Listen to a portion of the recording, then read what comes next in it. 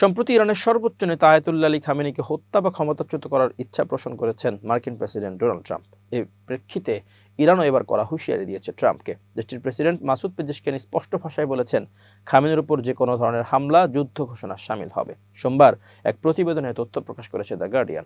প্রতিবেদন অনুযায়ী গতকাল রোববার 18 জানুয়ারি যুক্তরাষ্ট্রের প্রেসিডেন্ট ডোনাল্ড ট্রাম্প পলিটিকোকে দেওয়া সাক্ষাৎকারে বলেন, ইরানের নেতৃত্বে পরিবর্তন আনার সময় এসেছে। এর মাধ্যমে খামেনিকে হত্যা বা তাকে ক্ষমতাচ্যুত করার ইঙ্গিত দিয়েছেন ট্রাম্প। এরপরই পাল্টা সতর্কতা দিয়েছে Masoud Pezeshkian. Micro blogging site এক্সে ইরানি প্রেসিডেন্ট লিখেছেন, আমাদের গ্রেট লিডারের উপর হামলা ইরানের জনগণের বিরুদ্ধে যুদ্ধ ঘোষণা শামিল।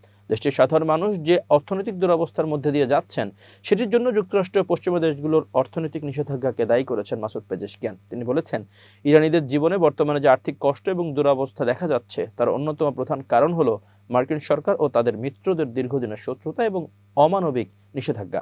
এদিকে পলিটিকোকে দেওয়া সাক্ষাৎকারে খামেনির ব্যাপক সমালোচনা করে ট্রাম্প বলেন, তিনি একজন অসুস্থ মানুষ। দেশকে সঠিকভাবে চালানো ও সাধারণ মানুষকে হত্যা করা বন্ধ করা উচিত তার। উল্লেখ্য, চরম অর্থনৈতিক সংকটের জেরে গত 28 ডিসেম্বর বিক্ষোভ শুরু হয় ইরানে। 8 ও 9 জানুয়ারি সহিংস রূপ ধারণ করে এই বিক্ষোভ। সরকার পতনের ডাক দেওয়ার পাশাপাশি খামেনির মৃত্যু কামনা করেন বিক্ষোভকারীরা। এতে সরাসরি সমর্থন দেয় যুক্তরাষ্ট্র ও ইসরায়েল। মার্কিন প্রেসিডেন্ট ডোনাল্ড ট্রাম্প ইরানের জনগণকে বিক্ষোভ চালিয়ে যাওয়ার জন্য সমর্থন দেওয়ার পাশাপাশি ইরানে হামলার হুমকি দেন।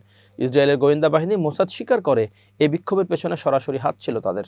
ভয়ঙ্করভাবে ফুঁসে ওঠা এই বিক্ষোভ শেষ পর্যন্ত কঠোরভাবে বিক্ষোভ দমন করে ইরান নিরাপত্তা বাহিনী।